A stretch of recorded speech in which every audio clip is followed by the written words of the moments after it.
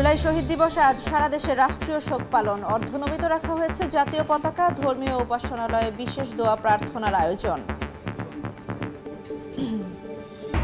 Dollar কিনে মুদ্রাবাজার স্থিতিশীল রাখার চেষ্টায় বাংলাদেশ ব্যাংক। দাম নিয়ন্ত্রণে কেন্দ্রীয় ব্যাংকের সরাসরি হস্তক্ষেপ ইতিবাচক, কারসাজি ঠেকাতে নজরদারির পরামর্শ। নিষেধাজ্ঞা উপেক্ষা করে বালু তোলার মহোৎসব। রাজশাহী অঞ্চলে ১.৫ শতাধিক ঘাটে তৎপর প্রভাবশালীরা। শত শত একর ফসলি জমি নদীতে বিলীন হলেও নির্বিকার প্রশাসন। এবং ইসরায়েলি তাণ্ডবে গাজায় একদিনে নিহত ৬১, ক্ষুধার্তদের ওপর হামলা চালানোর অভিযোগ হামাসের। তেল আবিবে বাড়ছে নেতানিয়াহু বিরোধী আন্দোলন।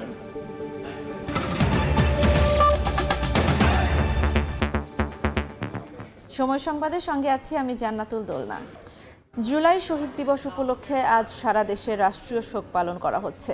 সরকারি নির্দেশনা অনুযায়ী সব সরকারি, আধা সরকারি ও স্বায়ত্তশাসিত প্রতিষ্ঠান এবং শিক্ষা প্রতিষ্ঠান, সব সরকারি ও বেসরকারি ভবন এবং বিদেশে বাংলাদেশ মিশনে জাতীয় পতাকা অর্ধনমিত রাখা হয়েছে। পাশাপাশি সারা দেশের সব মসজিদ ও অন্যান্য ধর্মীয় প্রতিষ্ঠানে শহীদদের আত্মার শান্তি কামনায় বিশেষ প্রার্থনার আয়োজন করা হয়েছে। মঙ্গলবার সন্ধ্যায় জুলাই শহীদ দিবসে রাষ্ট্রীয়ভাবে শোক পালন সংক্রান্ত প্রজ্ঞাপন জারি করে মন্ত্রী পরিষদ বিভাগ।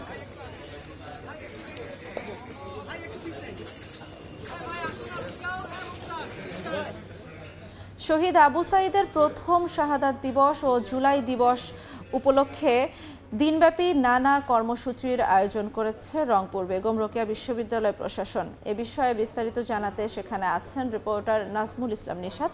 সরাসরি যাচ্ছি তার কাছে। বিশ্ববিদ্যালয়ের দ্বিতীয় গেটে, মূলত যেটি শহীদ আবু সাঈদ গেট, এবং আজকে শহীদ আবু সাঈদের প্রথম শাহাদাত বার্ষিকী এবং একই সাথে জুলাই শহীদ দিবস উপলক্ষে নানা কর্মসূচি নিয়েছে বেগম রোকেয়া বিশ্ববিদ্যালয়। সকাল 9:15 এখানকার মূল আনুষ্ঠানিকতা শুরু হয় রক্তদান কর্মসূচির মধ্য দিয়ে। এরপরই লাল ব্যাজ ধারণ এবং র্যালির আয়োজন করে বেগম রোকেয়া বিশ্ববিদ্যালয়ের শিক্ষক এবং শিক্ষার্থীরা, এবং র্যালিটি বেগম রোকেয়া বিশ্ববিদ্যালয়ের ক্যাম্পাস থেকে বের হয়ে বেগম রোকেয়া বিশ্ববিদ্যালয়ের সামনে যে সড়ক, সেই সড়ক এখন প্রদক্ষিণ করছে। এবং আমি যে জায়গাটিতে রয়েছি, আপনি একটি স্মৃতিফলক দেখতে পাচ্ছেন। মূলত এটি আবু সাঈদ স্ট্রিট স্ট্যাম্প করা হচ্ছে আবু সাঈদের নামে, এবং সেটি উন্মোচন করবেন উপদেষ্টাগণ। আপনাকে জানিয়ে রেখে আজকে 4 জন উপদেষ্টা, আসিফ নজরুল, সৈয়দ রেজানা হাসান সহ 4 জন উপদেষ্টা আজকে আবু সাঈদের প্রথম শাহাদাত বার্ষিকী উপলক্ষে বেগম রোকেয়া বিশ্ববিদ্যালয়ে যে আয়োজন রয়েছে সেই আয়োজনে অংশ নেবেন। এবং শুধু বেগম রোকেয়া বিশ্ববিদ্যালয় নয়, বেগম রোকেয়া বিশ্ববিদ্যালয়ের পাশাপাশি অন্যান্য যে সাংস্কৃতিক এবং রাজনৈতিক সংগঠন রয়েছে তারাও কিন্তু নানা কর্মসূচি নিয়েছে। আজকে শহীদ জুলাই দিবস এবং শহীদ আবু সাঈদের প্রথম শাহাদাত বার্ষিকী উপলক্ষে বিএনপির পক্ষ থেকে আয়োজন রয়েছে। ছাত্রদলের কেন্দ্রীয় নেতৃবৃন্দ আজকে আসবেন, এবং একই সাথে বাসদ থেকে শুরু করে বিভিন্ন ধরনের রাজনৈতিক সংগঠন, সামাজিক সাংস্কৃতিক সংগঠন তারাও কিন্তু আজকের দিনে নানা ধরনের কর্মসূচি নিয়েছে। এবং সকাল থেকে আমরা দেখছি যে জামায়াতের নেতৃবৃন্দ, পাশাপাশি বেগম রোকেয়া বিশ্ববিদ্যালয় কর্তৃপক্ষ এবং বিভিন্ন রাজনৈতিক সংগঠনের নেতারা শহীদ আবু সাঈদের কবর জিয়ারতের মধ্য দিয়ে তাদের যে কর্মসূচি সেটি তারা শুরু করেন। এবং দিনব্যাপী যে কর্মসূচির আয়োজন রয়েছে সেটা যদি আপনাকে একটু জানিয়ে রাখি, উপদেষ্টাগণ বেগম রোকেয়া বিশ্ববিদ্যালয় ক্যাম্পাসে আসবেন, এবং যে আলোচনা অনুষ্ঠানের মধ্য দিয়ে মূলত যে আবু সাঈদের আত্মত্যাগের মধ্য দিয়ে আজকে গণ অভ্যুত্থান হয়েছে এবং যে নতুন কথা আমরা বলছি সেটা কিন্তু আজকের এই 16 তারিখ আবু সাঈদের এই বিশ্ববিদ্যালয় এবং বেগম রোকেয়া বিশ্ববিদ্যালয়ের দ্বিতীয় গেট, এই গেটে কিন্তু আবু সাঈদ বুক চেতিয়ে অন্যায়ের প্রতিবাদ, বৈষম্যের বিরুদ্ধে দাঁড়িয়েছিলেন।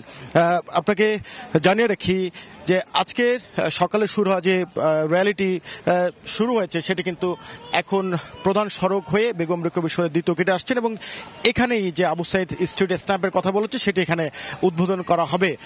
তো সবকিছু মিলে আজকে শহীদ আবু সাঈদের শাহাদাত দিবস এবং একই সাথে জুলাই শহীদ দিবস উপলক্ষে যে কর্মসূচি সেই বিষয়ে সর্বশেষ আমার কাছে এই ছিল তথ্য।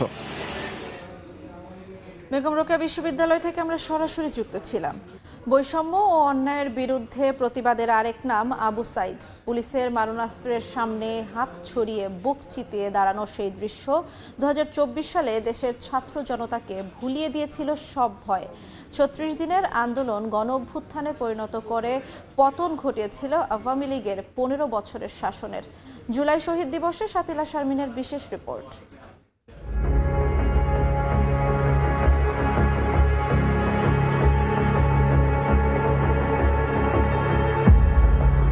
দেশের মালিক জনগণ, কাজেই জনগণের ইচ্ছাকে প্রাধান্য দিন। সরকার যা চাইবে তা হতে পারে না। শান্তিপূর্ণ বিক্ষোভ মিছিলে হামলা কেন? জবাব চাই, জবাব চাই। বাঁচলে বাঁচার মতো বাঁচব। কারো রক্তচক্ষু ভয়ে ন্যায়কে ন্যায় আর অন্যায়কে অন্যায় বলতে পিছু পা হব না। অন্তত একজন শামসুজ্জোহা হয়ে মরে যাওয়াটা অনেক বেশি আনন্দের, সম্মানের আর গর্বের। শাসকের বিরুদ্ধে সাহসী এই কথাগুলো ফেসবুকে লিখেছিলেন জুলাই আন্দোলনের প্রথম শহীদ আবু সাইদ। বৈষম্যমূলক কোটাগুলোকে দূর করে যথাযথ কোটা সংস্কার করা। সহপাঠী জানান, জীবিত আবু সাইদের প্রতিটি প্রতিবাদ ছিল শান্তিপূর্ণ, অহিংস। আন্দোলনের সমন্বয়ক হিসেবে কর্মসূচির বাইরেও ছাত্রলীগ বল প্রয়োগ করেছিল তার উপর। 1 জুলাই থেকে 16 জুলাই পর্যন্ত সে প্রতিদিন কর্মসূচিতে অংশগ্রহণ করে।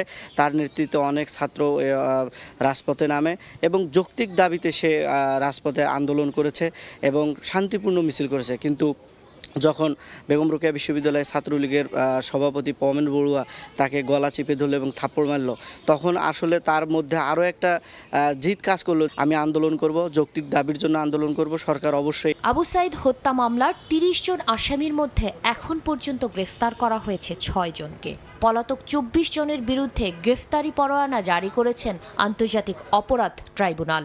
চলতি মাসেই শুরু হবে মামলাটির আনুষ্ঠানিক বিচার প্রক্রিয়া। পীরগঞ্জের সন্তান আবু সাইদের হত্যার দ্রুত বিচার প্রত্যাশা স্বজন ও এলাকাবাসীর। তোমরা আমার সাথে একটু এগিয়ে আসো এবং আমরা এই আন্দোলন সফল করব ইনশাআল্লাহ। ভাই যেটা বুক পেতে দিয়ে যেটা চেয়েছে সেটা আমরা আহ্বান করি যে সেই তার যে স্বপ্নে বাস্তবায়ন হওয়া দরকার। শুধু 24-এর গণ অভ্যুত্থানের নন, অন্যায়ের বিরুদ্ধে তারুণ্যের প্রতিবাদের প্রতীক হয়ে থাকবেন আবু সাইদ। শাতিলা শারমিন, সময় সংবাদ, ঢাকা। আবু সাইদের আত্মত্যাগের 1 বছর আজ। গত বছর এই দিনে কোটা সংস্কার আন্দোলন চলাকালে পুলিশের গুলিতে প্রাণ হারান বেগম রোকেয়া বিশ্ববিদ্যালয়ের এই শিক্ষার্থী। পরিবারের দাবি, যেই স্বপ্ন নিয়ে তার এমন আত্মত্যাগ তা এখনও পূরণ হয়নি। নিভৃত পল্লীতে বেড়ে ওঠা এক তরুণ কিভাবে পুরো জাতিকে ফ্যাসিবাদের বিরুদ্ধে দাঁড় করাতে অনুপ্রাণিত করেছেন, রংপুর ঘুরে এসে সেই গল্পই জানাচ্ছেন সহকর্মী শফিক মুন্সি। ক্যামেরায় ছিলেন আব্দুল লতিফ সাদ্দাম। রংপুরের পীরগঞ্জ উপজেলার এই নিভৃত পল্লীতেই জন্ম জুলাইয়ের প্রথম শহীদ আবু সাইদের। আমার পেছনে থাকা এই মাটির ঘরটিতেই কেটেছে তার শৈশব, কৈশোর। কিভাবে শৈশব থেকে এলাকাবাসীর কাছে পরিচিত একজন শান্ত শিষ্ট মানুষ পরবর্তীতে জুলাই গণঅভ্যুত্থানের মতো স্বৈরাচার পতন আন্দোলনের নায়ক হয়ে উঠল, সে গল্পটি জানবো আজ। শৈশব থেকেই সংগ্রামী জীবনকে আলিঙ্গন করেছিলেন আবু সাইদ। দারিদ্র্যের অন্ধকার থেকে মুক্তির পথ হিসেবে তার সামনে আসে শিক্ষার আলো। এলাকাবাসীর দাবি ছিলেন শান্তশিষ্ট এবং অধ্যবসায়ী। বাবা মা ছিল অসচ্ছল, তার আর্থিক অবস্থা বেশি ভালো ছিল না, এই কারণে সে খুব কষ্ট করেই লেখাপড়া শিখছে। সে ছোট থেকে টিউশন করিয়া তার পড়ালেখার ব্যবস্থা নিজের থেকে নিজেই চালিয়ে নিত।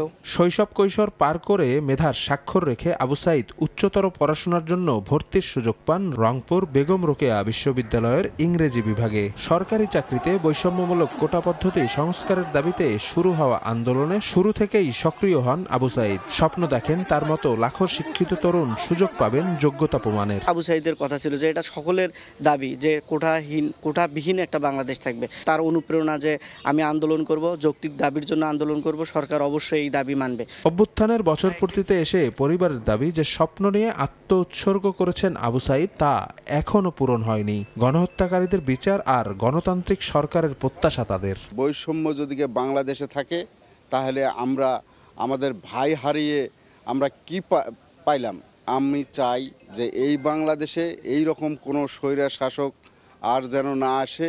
ভাই যে বৈষম্যর কারণে জীবন দিয়েছে, আমরা চাই যে সেই বৈষম্য যেন বাংলাদেশে না থাকে। আমার ছেলে কোটা আন্দোলনের জন্যেই শহীদ হয়ে গেছে, কোটা যেন বাংলাদেশে না থাকে, আর সুনির্দিষ্ট একটা যেন সরকার গঠন হয়, সবাই শান্তিতে থাকতে পারে, এটাই আমি চাই।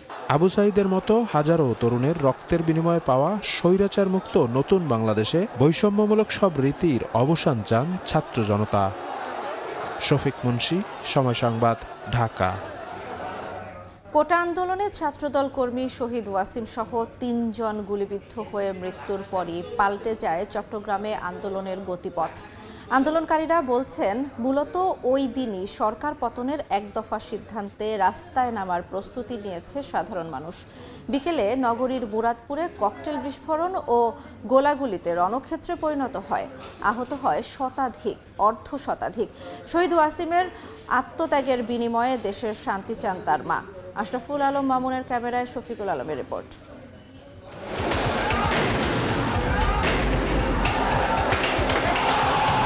ককটেল বিস্ফোরণ আর গোলাগুলিতে রণক্ষেত্র, গুলিবিদ্ধ হয়ে মুহূর্তেই ৩ জনের মৃত্যু পাল্টে দেয় আন্দোলনের গতিপথ।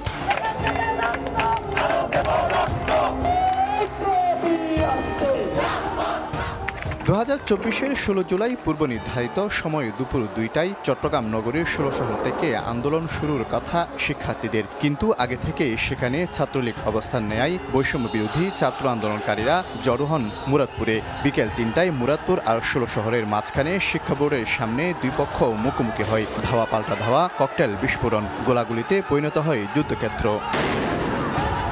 3:30টার দিকে গুলিবিদ্ধ হয়ে শহীদ হন ওয়াসিম আকরাম, ফয়সাল আহমেদ শান্ত আর মোহাম্মদ ফারুক। হাসপাতালে বাড়তে থাকে আহতদের ভর্তির সংখ্যা। জুলাই আন্দোলনে ওয়াসিমের সঙ্গে রাজপথে ছিলেন সহকর্মী ওমর ফারুক। ওই দিন এই জায়গায় দুজনই গুলিবিদ্ধ হন, তবে একজন হাসপাতালে, অপরজন গেলেন মর্গে। ওয়াসিমকে আমি জানাজা দিতে পারিনি বা তাকে শেষবার পর্যন্ত দেখতে পারিনি। এই কষ্ট, এই ব্যথা আমি কাউকে দেখানোর মতো বা বাসা নাই আমার। এবার গন্তব্য কক্সবাজারের পেকুয়ায় প্রথম শহীদ ওয়াসিমের বাড়ি। চট্টগ্রাম কলেজের সমাজ বিজ্ঞানের শিক্ষার্থী ও ছাত্র দলের যুগ্ম আহ্বায়ক ওয়াসিমের ঘর জুড়ে তার নানা স্মৃতি। রুখে দাঁড়াও বাংলাদেশ, ছাত্র সমাজ সহ 16 জুলাইয়ের দেয়া নানা ফেসবুক স্ট্যাটাস। ছেলে সুখে কেঁদে কেঁদে অসুস্থ মা, এখন শুনতে পান না কানে, প্রয়োজন সার্জারি। চোখে জল গড়িয়ে পড়ছে বোনের। এখন সিটাং আছে ফান লাগলে কি ফোন তো নগরের দেখা তো না হয়। ওয়াসিমের বিনিময়ে বাংলাদেশের মানুষ সুখিত। কানের পর্দা বেড়ে গেছে এবং আমার বাত ব্যথা বেড়ে গেছে, ছেলের টেনশনে আর কি। ভাইয়ার কথা মানে মনে করে করে কান্না করে। পুরো জুলাই গণঅভ্যুত্থানে চট্টগ্রামে নেতৃত্ব দেয়া দুই যোদ্ধা রাফি আর রাসেল জানান, মূলত 16 জুলাই সরকারকে বিদায়ের সিদ্ধান্ত নিয়েছে সাধারণ মানুষ। সেদিন আসলে ঠিক হয়ে গিয়েছিল যে খুনির সাথে কোনো রকম আর সংলাপ হবে না, খুনির সাথে আর কোনো রকম গোল টেবিল বৈঠক হবে না। এটা একমাত্র এক দফাতেই সমাধান হবে এবং আমরা মনে করি যে এক দফাতে যাওয়ার যেই সিদ্ধান্তটা সেটা 16 জুলাই 2024 হয়ে গিয়েছিল। 16 জুলাই যে হত্যাকাণ্ড হয়েছে ঠিক সেই সময় বাংলাদেশের মানুষ নিজেরাই মেসেজ দিয়ে দিয়েছে যে খুনি হাসিনা সরকারের পতনের জন্য আমাদেরকে রাস্তায় নেমে আসতে হবে। তাই তারা দলে দলে রাস্তায় নেমে এসেছে, সেটা সকল রাজনৈতিক দলমত নির্বিশেষে।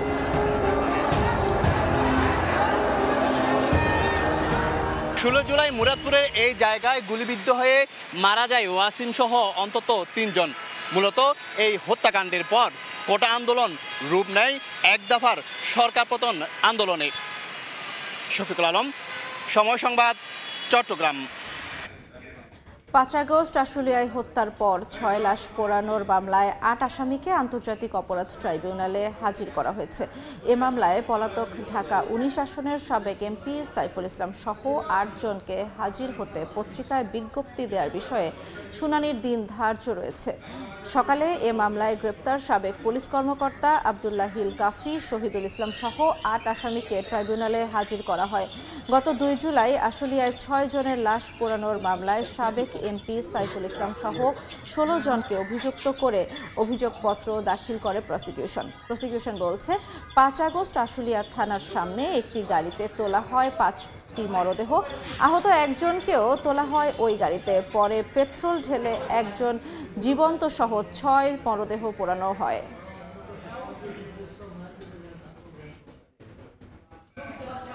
সময় সংবাদে আরও থাকছে। রোডেও আশপাশে অনেক জায়গায় খুব ভাঙ্গা, এই জন্য গাড়ির জন্য রিস্ক এবং সময় বেশি লাগছে। গ্যাপে পড়লে পাটি ভেঙে যায়, গাড়ি অ্যাক্সিডেন্ট হওয়ার ভয় থাকে। বড় বড় গর্ত আর খানাখন্দে জমে আছে পানি। টানা বৃষ্টিতে সিরাজগঞ্জ মহাসড়কের বেহাল দশা, যান চলাচলে ধীর গতি, প্রায় ঘটছে দুর্ঘটনা। ক্ষতিগ্রস্ত স্থান মেরামতের আশ্বাস। দেশ গড়তে এনসিপির জুলাই পদযাত্রা এখন গোপালগঞ্জে। এদিকে জেলা সদরের উলপুরে পুলিশের গাড়িতে হামলা, ভাঙচুর ও আগুন দিয়েছে দুর্বৃত্তরা। আহত হয়েছেন বেশ কয়েকজন পুলিশ সদস্য। এই মুহূর্তে জেলার টাউন রোড পৌর পার্কে আছেন রিপোর্টার আলামিন তুষার। সরাসরি যাচ্ছি তার কাছে। জুলাই পদযাত্রা, যেটি আসলে দেশ গড়তে জুলাই পদযাত্রা জাতীয় নাগরিক পার্টির, সেটার 16তম দিনে আজ কিন্তু গোপালগঞ্জে কিন্তু তাদের আসার কথা রয়েছে যারা কেন্দ্রীয় নেতৃবৃন্দ রয়েছেন, এবং ঠিক এই জায়গাটাতেই কিন্তু তাদের যেই অনুষ্ঠানটা এখানকার গোপালগঞ্জের এখানে তারা আসলে পথসভা করবেন। সেখানে এটা আসলে পরিচিত হলো গোপালগঞ্জ পৌর পার্ক নামে। ঠিক জেলা দায়রা জজ আদালত, যেটা আসলে গোপালগঞ্জের তার ঠিক উল্টো পাশের একটি এখানে ছোট মাঠ, এই মাঠেই কিন্তু তাদের এই আয়োজন আসলে তারা প্রস্তুতি নিচ্ছেন। এখানে প্রস্তুতি দেখে বোঝা যাচ্ছে যে বেশ বড় করে তারা স্টেজ করেছেন, এবং আশপাশে যারা আসলে এখানকার যারা নেতাকর্মী যারা রয়েছেন তারা কিন্তু এখানে যাদের যে প্রস্তুতির কাজটা সেটি সেরে নিয়েছেন। এবং এর আগে গতকাল কিন্তু তারা আসলে যারা কেন্দ্রীয় নেতৃবৃন্দ যারা রয়েছেন জাতীয় নাগরিক পার্টির, তাদের যে রাত্রি যাপন তারা কিন্তু বরিশালে করেছেন এবং বরিশালে ছিলেন, এবং সকালে কিন্তু এখানে রওনা হয়ে গেছেন আমরা যতটুকু এখনো পর্যন্ত জানতে পেরেছি। এর বাইরেও এবং আজ এখানটায় আসলে মূল যে প্রোগ্রাম সেটি আসলে 12টা নাগাদ শুরু হবার কথা, এবং তারপর তারপর মাদারীপুরে আসলে বিকেল 3টা নাগাদ তারা আসলে থাকবেন, এবং শরীয়তপুরে কিন্তু গিয়ে সেটা 7টার দিকে কিন্তু আরও একটি পথসভা রয়েছে। এই ধরনের আজকের যে প্রোগ্রাম শিডিউল সেটি আমরা এখনও পর্যন্ত এতটুকুই জানতে পেরেছি, এবং সেখানে যেমন নেতৃবৃন্দরা রয়েছেন, আমরা যারা গণমাধ্যম কর্মীরা রয়েছি তারা যেমন এর মধ্যে আসতে শুরু করেছেন, এবং এর বাইরেও যেহেতু এখানে একটি গণসমাবেশ হবে, জনসমাগম হবে, সেই জায়গা থেকে আইন শৃঙ্খলা রক্ষা বাহিনীর সদস্য যারা রয়েছেন তারাও কিন্তু সতর্ক অবস্থান নিয়েছেন এখানে, যেন কোনো ধরনের ঝামেলা বা কোনো ধরনের অপ্রীতিকর ঘটনার যেন সৃষ্টি না হয়, সেই ব্যাপারগুলো আসলে তারা দেখবেন। যদিও এরই মধ্যে গোপালগঞ্জের যে উলপুর এলাকা, সেখানে পুলিশের গাড়িতে আগুন এবং যে ভাঙচুরের যে ব্যাপার একটি আমরা তথ্য পেয়েছি, সেখানে যদিও কে বা কারা সেটার সাথে জড়িত সেই ধরনের কোনো তথ্য এখনও আমাদের হাতে আসেনি। তো এবং আমরা যেমনটা বলছিলাম যে কেন্দ্রীয় যারা নেতৃবৃন্দ রয়েছে জুলাই পদযাত্রার, সার্জিস আলম থেকে শুরু করে হাসনাত আবদুল্লাহ, নাহিদ ইসলাম, আখতার, তাসনিম যারা, সামান্তা শারমিন, এই যে যারা নেতাকর্মী রয়েছেন যাদেরকে আসলে পরিচিত মুখ এনসিপির যারা, তাদের সবারই কিন্তু এখানে আসার কথা রয়েছে। এবং যদি আমি বলি, নাহিদ কিন্তু গতকাল রাতে পোস্ট দিয়েছিলেন, এবং আলাদা করে গোপালগঞ্জের এই যে আজকের যে পথসভা হবে সেটাকে আসলে তারা বলছিলেন মার্চ টু গোপালগঞ্জ নামে একটি আলাদাভাবে তারা আসলে কর্মসূচির কথা বলেছেন ফেসবুক পোস্টে। সেটা একই পোস্ট আমরা দেখেছি সার্জিস আলমকেও কিন্তু সেই একই রকম পোস্ট আমরা দিতে দেখেছি, এবং সার্জিস আলম বেশ বড় করেও কিন্তু এই ব্যাপারগুলো নিয়ে পোস্ট দিয়েছিলেন, এবং সেই জায়গাগুলো নিয়ে আসলে তারা বলেছেন। এবং যেমনটা বলছিলাম যে গোপালগঞ্জের উলপুর এলাকায় একটি পুলিশের গাড়িতে কিন্তু একটি হামলার তথ্য আমরা পেয়েছি, তবে কে বা কারা আসলে এই হামলার সঙ্গে জড়িত বা কিছু সেটা এখনো পুলিশ বা কর্তৃপক্ষের জায়গা থেকে আমরা এখনো জানতে পারিনি। যদিও অনেকেই ধারণা করছেন যে কোনো রাজনৈতিক জায়গা থেকে হয়তো এই হামলা হয়েছে, বা এমন সাধারণ মানুষজনের মধ্যে অনেকের মধ্যে এই ধরনের কথা বা এই ধরনের আসলে তাদের ভাবনা কিন্তু আমাদেরকে আসলে অনেকেই বলেছেন। এবং সেখানে আমরা যেমনটা জানতে পেরেছি পুলিশের গাড়িতে আগুন দিয়েছে, একটি মাত্র পুলিশের গাড়ি যদিও ছিল, এবং যদিও কোনো হতাহত বা এমন কোনো ঘটনা হয়নি, তবে পুলিশের গাড়িতে যেমন আগুন এবং ভাঙচুরের মতো ঘটনা তথ্য কিন্তু আমরা এরই মধ্যে পেয়েছি এই নগরীর উলপুর এলাকায়। এবং যেমনটা দেখতে পাচ্ছেন দর্শক যে গণমাধ্যম কর্মীরা যেমন রয়েছেন, এবং এখানে চেয়ার দিয়ে একদম পুরো যে প্রস্তুতি এখনকার সেই প্রস্তুতি কিন্তু নেওয়া হচ্ছে এবং একটু পরপর যারা এখানকার নেতাকর্মীরা যারা রয়েছেন, যেহেতু এখনও প্রায় 1.5 ঘন্টা মতো সময় আছে, সেই জায়গা থেকে আশপাশে যারা আসলে আছেন তারা কিন্তু আসবেন এবং তাদেরকে মাইকিং করে আশপাশে পুরো এলাকা জুড়ে কিন্তু মাইকিং এর ব্যবস্থা রাখা হয়েছে মাইকের, এবং এখানে বারবার মাইক্রোফোন থেকে কিন্তু ঘোষণা দিয়ে আসলে বলা হচ্ছে যে নেতাকর্মী কারা কারা থাকবেন, এই ব্যাপারগুলো কিন্তু তারা আসলে বারবার ঘোষণা করছেন। এবং জুলাই অভ্যুত্থানে এই যে যারা রয়েছিলেন নেতৃবৃন্দ, তাদের গুরুত্ব, তারা আসলে তাদের অবদান কি ছিল সেই সবগুলো কিন্তু এখানে বারবার করে মনে করিয়ে দেওয়া হচ্ছে এবং সেই জায়গা থেকে জুলাই পদযাত্রার মাধ্যমে দেশকে পুনর্গঠনের কাজে তারা আসলে কিভাবে কাজ করবেন সেগুলো কিন্তু বারবার করে আসলে মাইকে বলা হচ্ছে। তো এই ছিল গোপালগঞ্জ থেকে জুলাই পদযাত্রার খবর আমার কাছে এখনো পর্যন্ত। জুলাই পদযাত্রার খবর জানতে আমরা সরাসরি যুক্ত ছিলাম গোপালগঞ্জ থেকে। গত কয়েকদিনে টানা বর্ষণে বেহাল অবস্থা সিরাজগঞ্জের মহাসড়কের, বিশেষ করে হাটিকুমরুল গোল চত্বর থেকে বনপাড়া পর্যন্ত বিভিন্ন স্থানে বড় বড় গর্ত আর খানাখন্দ সৃষ্টি হয়েছে। চালক ও যাত্রীরা বলছেন, মহাসড়কের এমন দশায় সময় বেশি লাগার পাশাপাশি ঘটছে ছোট বড় দুর্ঘটনা। সড়ক বিভাগ বলছে, বৃষ্টি কমে গেলে মহাসড়কের ক্ষতিগ্রস্ত স্থানগুলো মেরামত করা হবে। রিকু কুণ্ডুর রিপোর্ট, ছবি তুলেছেন অমৃত সেন। বড় বড় গর্ত আর খানাখন্দে জমে আছে পানি, যানবাহনে ধীরগতি, রয়েছে দুর্ঘটনার ঝুঁকি। গত কয়েকদিনের টানা বর্ষণে বেহাল অবস্থা সিরাজগঞ্জের মহাসড়কের বেশ কয়েকটি স্থানের, বিশেষ করে ঢাকা রাজশাহী মহাসড়কের হাটিকুমরুল গোলচত্বর থেকে বনপাড়া পর্যন্ত অংশের বিভিন্ন স্থানে খানাখন্দের সৃষ্টি হয়েছে। এছাড়া ঢাকা পাবনা মহাসড়কের সাসেক 2 প্রকল্পের আওতায় মেরামতের কাজ চলছে, এতে যানবাহনগুলোকে বিকল্প সড়ক ব্যবহার করতে হচ্ছে। চালক ও যাত্রীরা বলছেন, মহাসড়কের অবস্থা খারাপ হয় নির্ধারিত সময়ের চেয়ে অতিরিক্ত সময় লাগছে। এছাড়া ক্ষতিগ্রস্ত হচ্ছে যানবাহনের যন্ত্রপাতিও। রোডেও আশপাশে অনেক জায়গায় খুব ভাঙ্গা, এজন্য গাড়ির জন্য রিস্ক এবং সময় বেশি লাগছে। গ্যাপে পড়লে পাটি ভেঙে যায়, গাড়ি অ্যাক্সিডেন্ট হওয়ার ভয় থাকে। এই রাস্তার কাজটা অতি তাড়াতাড়ি শেষ করতে হবে, রাস্তায় যানজট বাইজে দিয়েছে, সব গাড়ি এখন এক লেনে যায়। সড়ক ও জনপথ বিভাগ বলছে, বৃষ্টিপাত কমে গেলে দ্রুত ক্ষতিগ্রস্ত স্থানগুলো মেরামত করা হবে। কিছু কিছু অংশে বৃষ্টির কারণে ক্ষতিগ্রস্ত হয়েছিল, আমরা সে সকল অংশে ইট, বালি, খোয়া এবং অন্যান্য আমাদের যে পর্যাপ্ত ম্যাটেরিয়ালস আছে সেগুলো দিয়ে আমরা রিপেয়ার করে দিয়েছি। হাটিকুমরুল গোলচত্বর মহাসড়ক দিয়ে প্রতিদিন উত্তরবঙ্গ ও দক্ষিণবঙ্গের প্রায় 22,000 যানবাহন চলাচল করে। রিঙ্কু কুণ্ডু, সময় সংবাদ, সিরাজগঞ্জ। সময় সংবাদে আরও থাকছে, শেষ টি-20তে আজ শ্রীলঙ্কার মুখোমুখি হবে বাংলাদেশ। সিরিজ জয়ের সম্ভাবনায় সেরা কম্বিনেশন মাঠে নামানোর পরিকল্পনা টিম ম্যানেজমেন্টের। বগুড়ায় শ্বশুর ও পুত্রবধূকে হত্যার ঘটনায় 3 জনকে গ্রেপ্তার করা হয়েছে। পুলিশ জানায়, রাজধানীর কমলাপুর ও কুড়িগ্রামে অভিযান চালিয়ে 3 আসামিকে গ্রেপ্তার করা হয়। গত 9 জুলাই দুপচাচিয়ায় নিজ বসতঘর থেকে অবসরপ্রাপ্ত মাদ্রাসা শিক্ষক আফতাব উদ্দিন ও তার পুত্রবধূর লাশ উদ্ধার করে পুলিশ। মাদকাসক্ত হওয়ায় গ্রেপ্তার আব্দুল মান্নানকে সেচ পাম্পের কাজ থেকে অব্যাহতি দেন শিক্ষক আফতাব। এরই জেরে ডাকাত দলের সদস্যদের ভাড়া করে হত্যাকাণ্ড ঘটানো হয়। প্রাথমিক জিজ্ঞাসাবাদে পুলিশের কাছে দায় স্বীকার করেছে অভিযুক্ত মান্নান। সিরিজ জয়ের স্বপ্ন নিয়ে শেষ টি-20তে শ্রীলঙ্কার মুখোমুখি হবে বাংলাদেশ। কলম্বোয় ম্যাচ শুরু বাংলাদেশ সময় সন্ধ্যা 7:30টায়। শেষ ম্যাচের আগে গোটা দল নিয়ে অনুশীলন করেছে টিম বাংলাদেশ। আগের ম্যাচের জয় আত্মবিশ্বাসী করেছে দলকে। ম্যাচ জিততে সেরা কম্বিনেশন নিয়ে মাঠে নামতে চায় টাইগাররা, জানিয়েছেন সিনিয়র সহকারী কোচ মোহাম্মদ সালাউদ্দিন। প্রতিপক্ষ নিয়ে না ভেবে মাঠে নিজেদের সেরা পারফরমেন্স দিতে চায় বাংলাদেশ। সময় সংবাদের শীর্ষ সংবাদগুলো জানিয়ে দিচ্ছি আরেকবার। শহীদ আবু সাঈদ সবসময় সম্মুখ ভূমিকা পালন করেছিল। হত্যাকাণ্ডের পর আমরা এই আন্দোলন যে অন্য একটি বেগ পেয়েছে। বুলেটের সামনে আবু সাঈদের বুক চিতিয়ে দাঁড়ানোর সাহস ভয়কে করেছিল জয়, ঐক্যবদ্ধ করেছিল ছাত্র জনতাকে।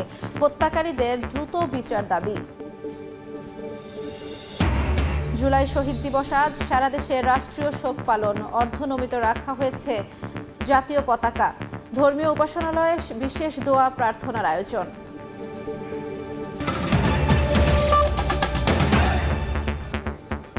এই ছিল সময় সংবাদে, সঙ্গে থাকুন সময়ের।